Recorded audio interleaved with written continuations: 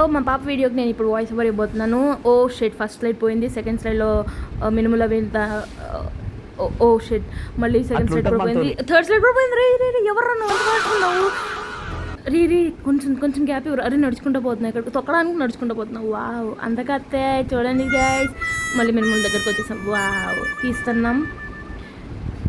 Okay ఇప్పుడు తీసి mixie చేసేస్తాం అనమాట. ఓ నువ్వు మళ్ళీ తీస్తున్నావా? మిక్సీ వేయవా? సర్లే ఏం చేస్తున్నావు? అన్నం ఏదో ఫ్రై చేసావు. ఇది పప్పు కాదు, టొమాటో. అయ్యో దేవుడు, మధ్యలో పూజ. ఇదేంది పాల పెరుగు కాదు, పెరిగే. కాఫీ కలిపింది పాప, షుగర్ వేసింది. ఏంటి పాలతో కాకుండా దీంతో కాఫీ చేస్తున్నావా? పెరుగుతో చేత్తో కలుపుతారని తెలియదు. షీట్ చక్లక్లక.